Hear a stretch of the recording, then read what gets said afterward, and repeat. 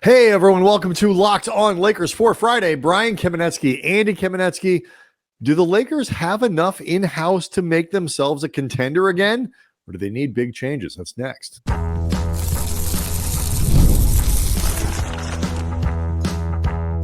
You are Locked On Lakers, your daily Los Angeles Lakers podcast, part of the Locked On Podcast Network, your team every day. Thanks to everybody for making Locked On Lakers your first listen of every day, Monday through Friday, no matter how or where you get your podcast. It's always free and never behind a paywall. Locked On Lakers on YouTube is where you can go hang out with over 24,000 subscribers to the channel. They're all chatting with each other. They're talking to us. They're talking about money belts if you listen to Thursday's show. Today, though, Andy, they are wondering if the Lakers have enough. This is a tough team to figure out, because they weren't so good that you could say unequivocally run it back, and they weren't so bad that you could easily say they need to make some big changes before they go into next year. So there's a lot to think about. Do want people to think about this as well, that today's episode is brought to you by Prize Picks, the easiest and most exciting way to play daily fantasy sports. Go to prizepicks.com/LockedOnNBA and use the code all lowercase LockedOnNBA for a first deposit match up to $100. So like at this time last year, Andy, well, the Lakers technically were still playing, but at this time last year, you could look at the Lakers and say, they might have been swept by now, Brian. They might have been. I didn't look at the exact date, but they were still, the Western Conference Finals were either still going on or just finished. You could look at the team, though, obviously, and say, continuity. Look at what they did in 30 games together and so on and so on. This year, it's a much trickier proposition. And then that's before we even get to the how. Yeah, it got me thinking about this in terms of talking points for today, because of an interview that our buddy Trevor Lane from Lakers Nation did with Taurean Prince. He was on the show and he was asked about basically why the season didn't work out the way that they'd hoped for, which was, if not a championship, certainly at least getting back to the Western Conference Finals, building on that. And Taurean really talked about health and the idea that their continuity and cohesiveness and all that sort of stuff was interrupted by guys being in and out of the lineup. Quote, the only thing I think necessarily went wrong was just the fact that we didn't have a complete team throughout the whole season. We had the talent, but just having that cohesiveness was important, and we weren't able to sustain that, I don't think, until the in-season tournament, where we got a little dose of it. But other than that, we weren't able to really have a full team. Everything was really in and out, lineups changing throughout the season. So I think that's really the only negative I can think of. As far as a positive, I mean, honestly, I saw that if we had the same record we did this last year, we would have been third in the West. So that just goes to show the company that we're in and how hard it is to win a game in the Western Conference, and said, I just think continuity of the team is the most important thing. Having everybody healthy and being able to throw different variations, whether it be a big lineup, small lineup, I think that versatility gives us an advantage. Now, obviously, it should be noted, Taurean is a biased source of opinion here, because he also let Trevor know very unequivocally, I would like to stay a Laker. He said that he really enjoyed his season with the Lakers. He and his wife enjoy Southern California. Like, he is in no hurry to leave at all. So obviously that would make him an advocate for continuity and another attempt with more or less this roster that includes him. But it does raise the question of, how good was this team really? How much of the shortcomings were due to factors beyond pure roster composition, and how much could be improved upon under better circumstances? Can those circumstances exist? Yeah, and you also, too, it's like you rarely hear anybody ever say, blow this Emmer bleeper up. But yeah, I mean, that's the thing. It's like they were not it was a disappointing season. I think, by any stretch, given where people thought the Lakers could be at the beginning of the year, when you factor in the relative, not just relative good health, the good health of LeBron and Anthony Davis, and two guys who both played enough games and played well enough to be featured on the all NBA teams, AD featured on the all defensive team as well. Like, you start to put these things together, and the fact that they won one game in the playoffs this year, this is a disappointing season, but it wasn't bad. It wasn't, the year where they missed the playoffs. It wasn't a year where they were under 500 for all of the thing or whatever. They finished, as Taurean said, last year in what was admittedly a down year for the conference. They would have been, 5 spots higher or whatever it is in the seeding. That's why this is hard, because they're not terrible. There is no clear direction of, would they be like, if a lot of people who think, Andy, if you took Darvin off this team and gave them a better coach, which is something that people hope they have next year, that's worth 3 or 4 or 5 games. Flawless. That's worth 3 or 4 or 5 games. Like, well, you win 5 more games and you're certainly you're not in the play-in anymore. I mean, like, all of this stuff matters. And you look at the Lakers a lot differently if they made it to the second round, if they made it to the conference finals again. We'd be having different conversations, that's for sure. Well, and the other thing that makes it complicated too is, even if you thought there was an obvious path, the Lakers' path towards getting wherever you think they need to go is complicated by the fact that they don't have a ton of tradable assets. The D'Angelo Russell, for all of his flaws and all of his polarizing qualities, if he leaves this offseason outright, the Lakers' ability to replace him at anything remotely resembling his talent level is going to be difficult.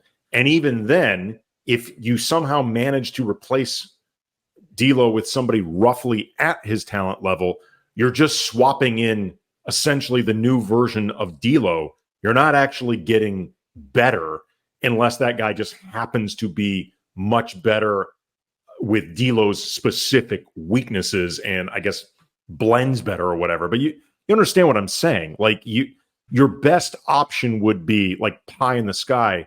You're just swapping out actual D'Lo for D'Lo equivalent, but that's not improvement. I basically, you can see it for people who are watching on YouTube, you can see it on the rail. Like, I kind of phrased it as, your choices are like, if you have an XY diagram kind of thing, it's like on one axis is stars or depth and another one is continuity or change. And, this part of it is the continuity or change. Like, do you think that fundamentally, and no team stays exactly the same. The Lakers, for all the talk of continuity from the conference finals team to this year's team, weren't exactly the same as they were the year before. And they certainly made changes to how they played as well. But, at the core was the idea of trying to bring back roughly the same roster. That's what they were sort of discussing in this segment, but you alluded to it. If you're on the stars or depth, you want to build that up. If you lean towards the change part of this equation, the question is how. And so that's something we'll get into in the next segment coming up. Andy, next.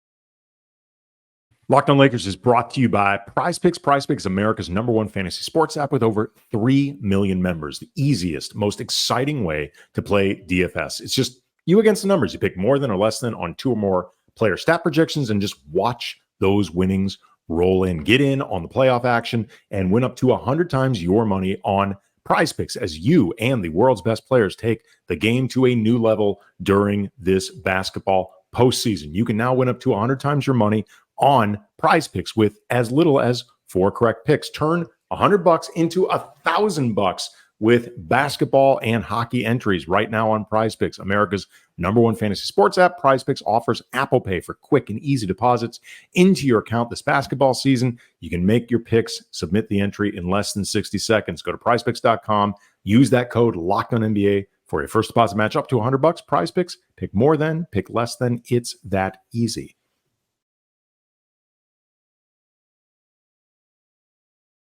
If you believe, Andy, in continuity, it's not hard to run back the same team. Let's presume LeBron opts out and resigns. You can obviously there's no rule in the world that says you must trade Rui Hachimura.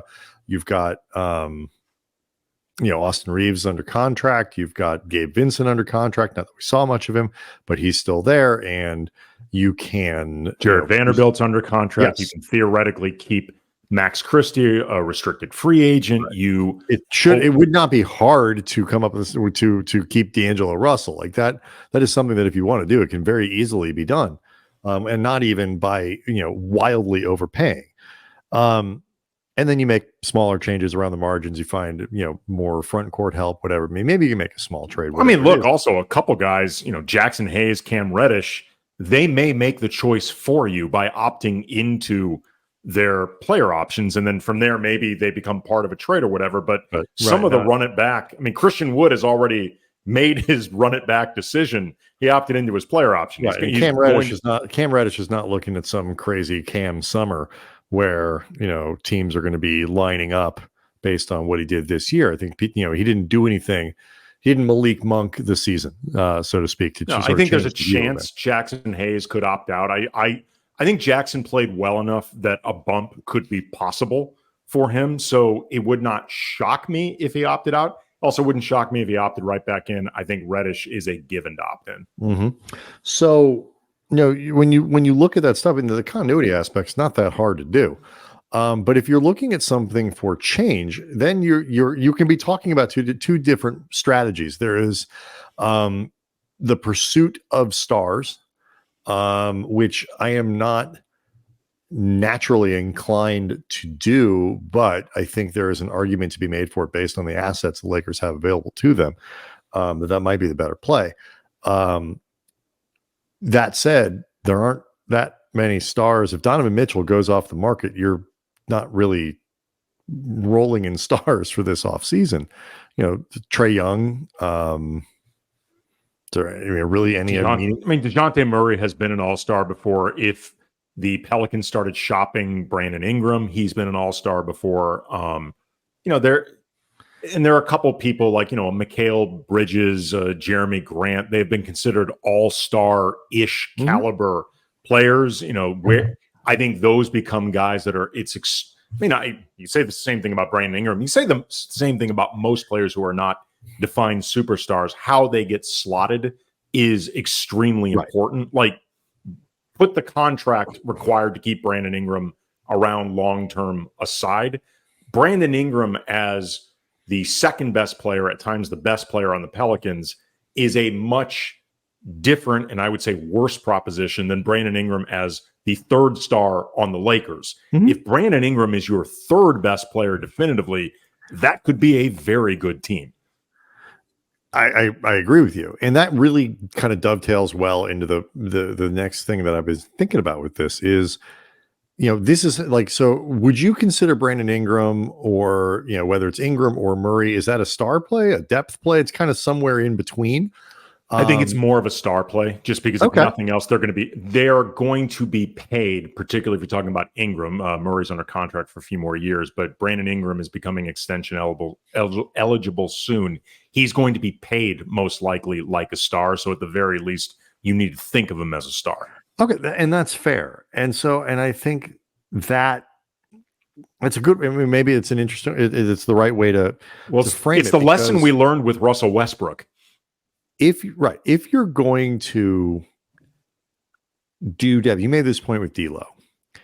If you don't want to just be swapping out deck chairs, and not to compare the Lakers to the Titanic, because that again goes against my first segment proposition that the team wasn't terrible. They're not the Titanic. But if you just don't want to be swapping out proverbial deck chairs, then you have to find a way to trade your decent player for a better player.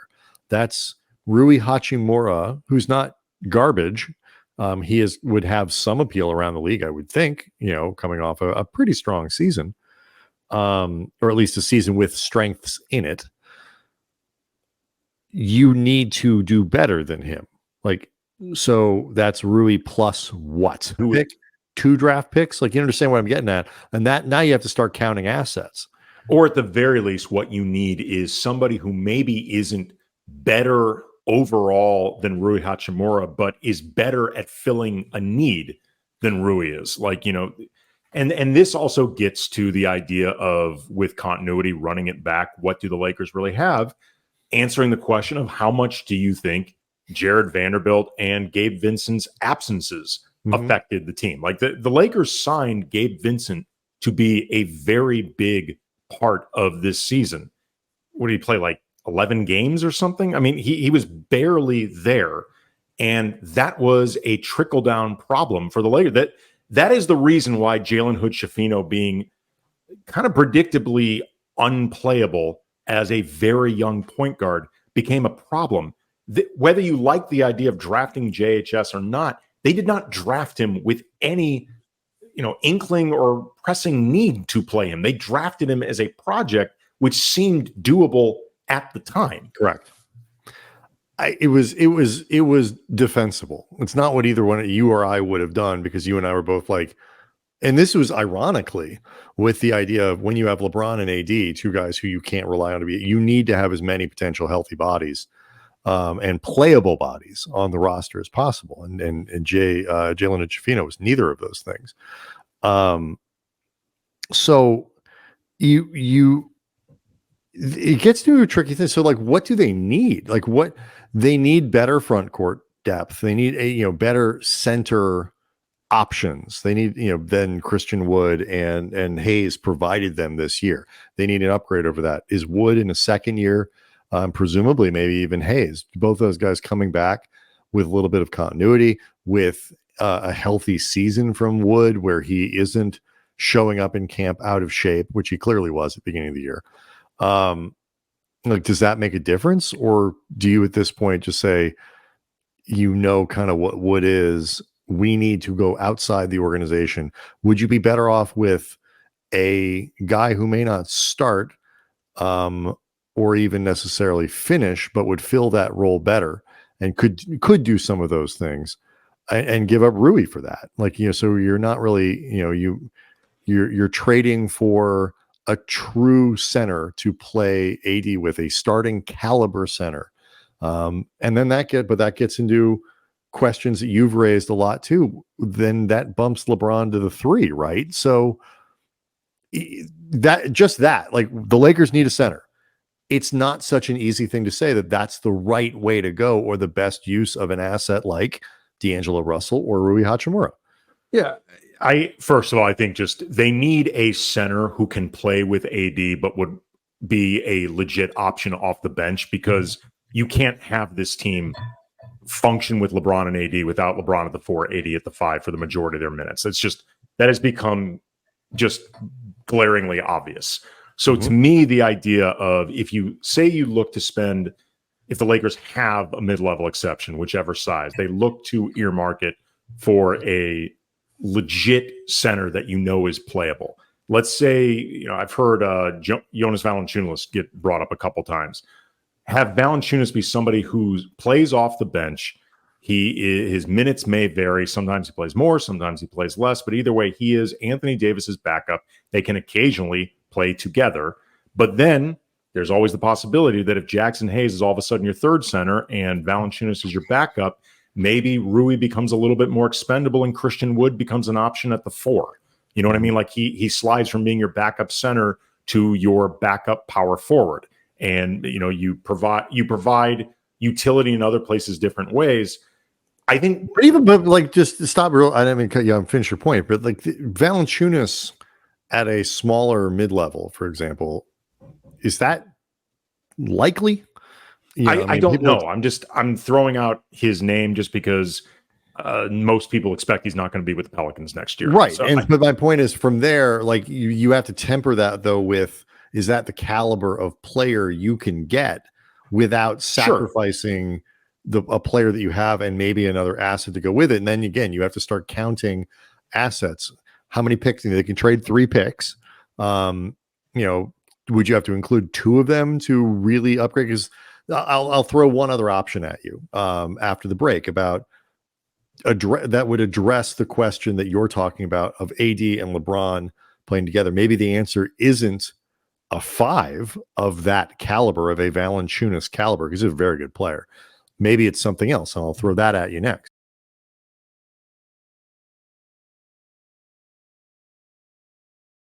Obviously, what you're talking about, Andy, I agree with you. I think you have to design something where LeBron and AD are playing the 4 and the 5 in most important minutes, as much for LeBron's sake as AD's preferred thing about playing the 4 over the 5, which I just don't think is that big a deal anymore. Look, I'll be honest. As much as Anthony Davis is, I think, the best player on this team, and you have to start thinking about it more as his team, and therefore you have to cater in certain ways that teams always do for their superstars. To quote Don Draper, that's what the money's for. You know what I mean? Like, at some point, it's like, dude, this is where we need you to play. This is where the team is the best. This is frankly where you are at your best. And it's and I think there was very little chatter about that this year. And AD didn't complain about it. And the talk about needing a better center is really in the context of playing some with Anthony Davis when LeBron is on the bench, but it's mostly a better caliber player to back up Davis, and like full stop. Or maybe occasionally, like if you're going up against Denver, like somebody you throw out there a little bit against Jokic, absorb some of that physicality, or you do that against Sabonis or whatever. But most of the time you're talking about a backup. Like this is a non-issue. Like whenever people talk about repeating the 2020 formula, it drives me insane, because on so many levels, AD is not the same player as he was in 2024. He's not as quick as he used to be. He doesn't have the jumper that he had that one season, which is kind of an outlier, certainly from behind the arc. And LeBron is nowhere close to that same player. Like it's done. It's over.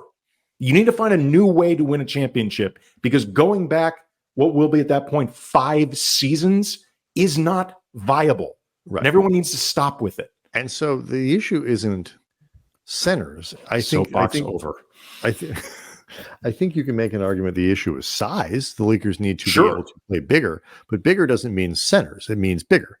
And so how about this?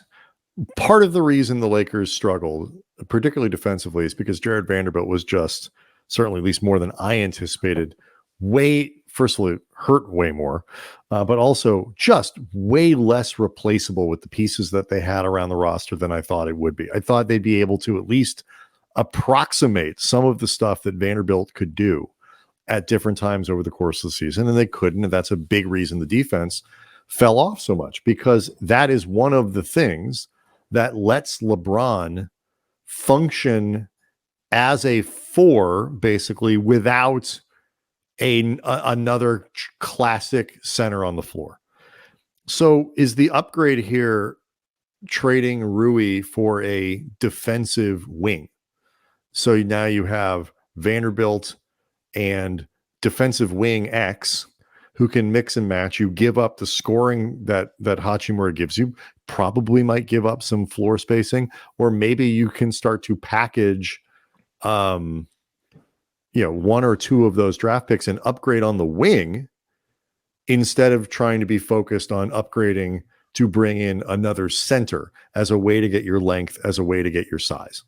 Well, okay, let me ask you this, and I bring up his name just because it's been rumored he could be more available. I know the Lakers and other teams were interested in him at the last trade deadline.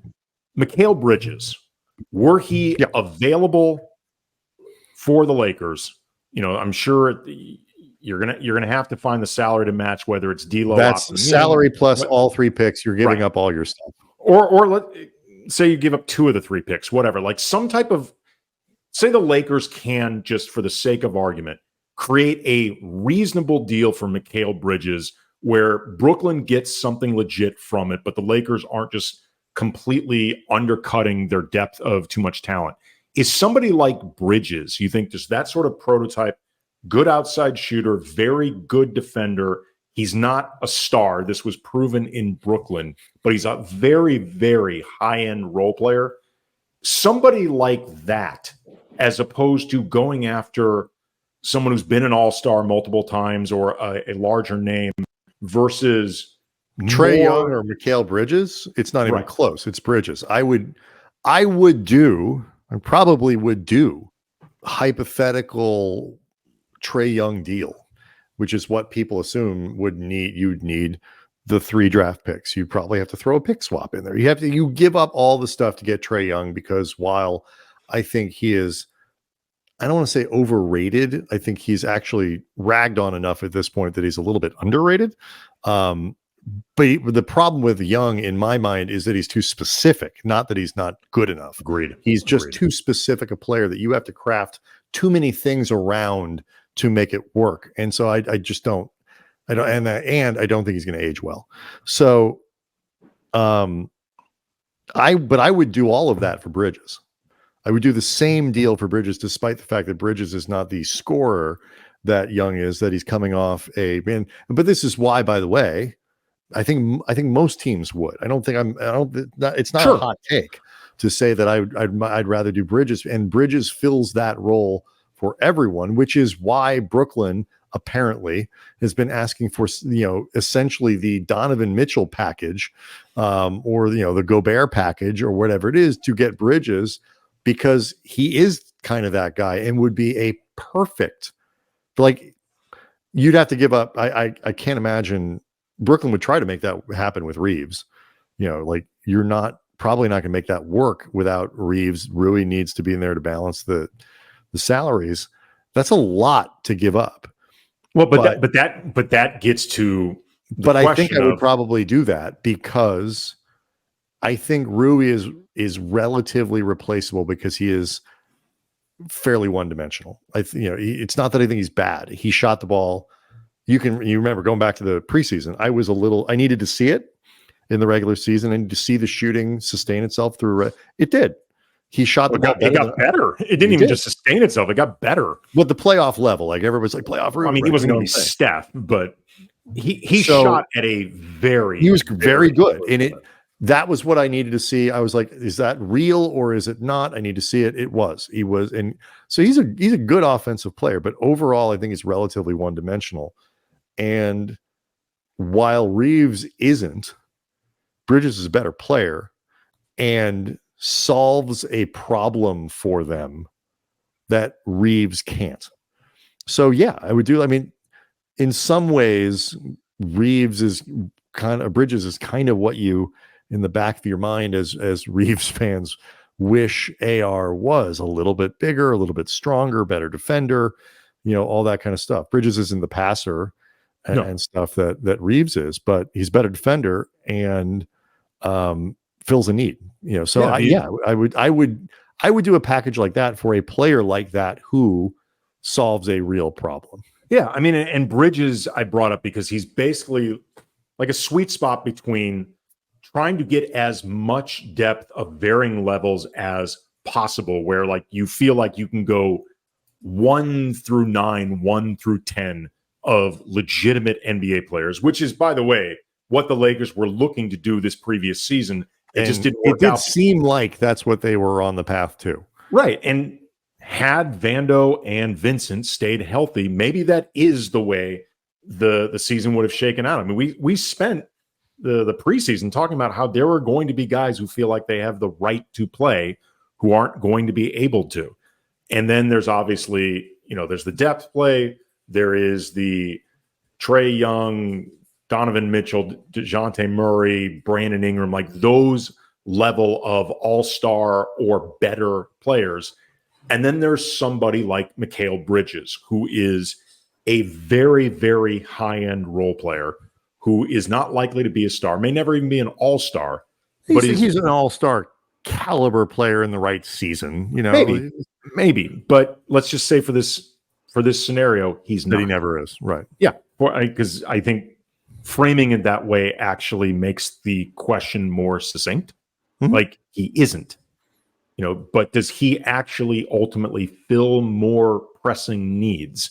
And then you have to figure out, do you have enough scoring? Can someone like Max Christie step up? Can you maybe keep D'Lo? But you do, in because that scenario? Here's the thing. It's you're giving up scoring. Yes. But Bridges scoring 19 and a half points a game this season is disappointing, in part because the percentages went way down.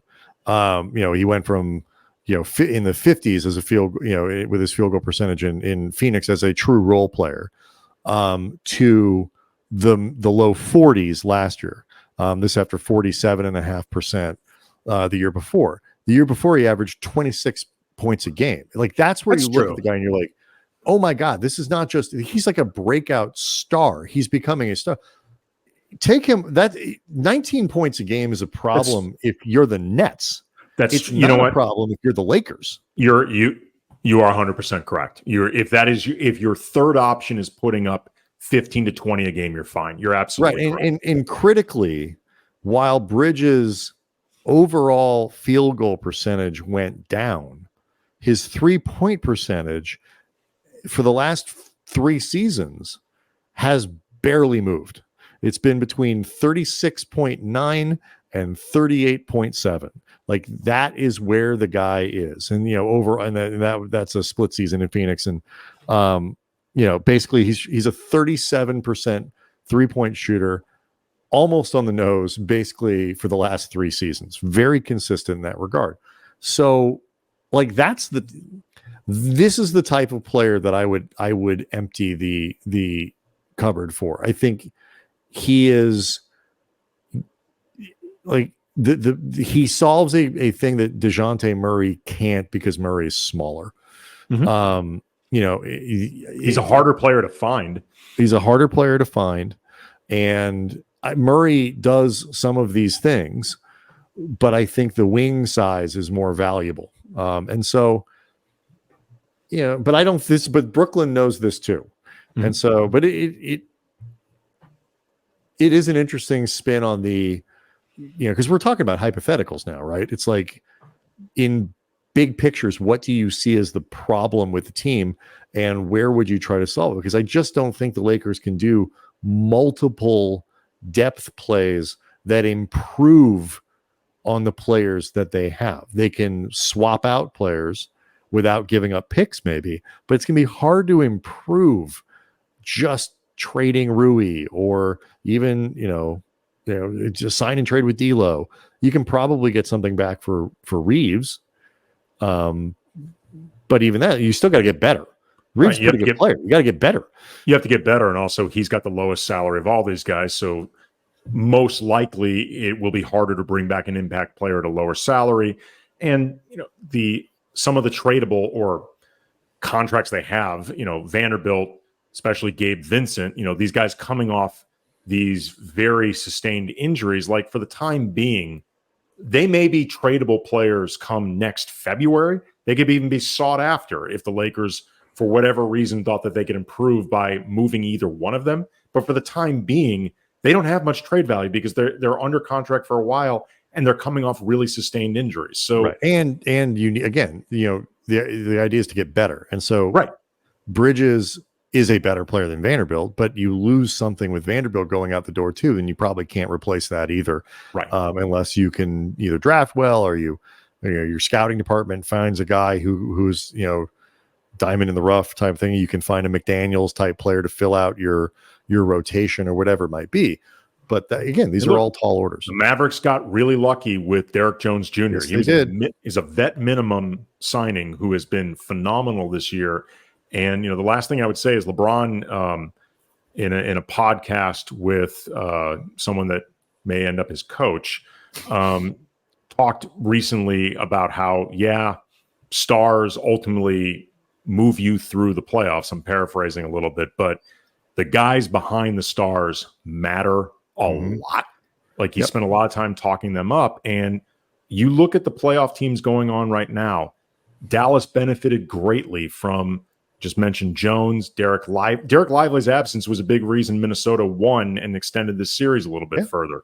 PJ Washington has been huge. There were times when TJ McConnell, of all people, was the best pacer out there. Like, Jaden McDaniels has been huge. Yeah, you need those dudes, and in guys like Porter and Aaron Gordon not playing well against Minnesota. That's what got them out of the series. So we can unpack the LeBron stuff a little bit more going into next week. Do send us questions, do send us comments, leave them there on the show page, on the community section at Cam Brothers. Locked on Lakers on YouTube is where we can go hang out with over 24,000 subscribers. We'll see everybody on Monday.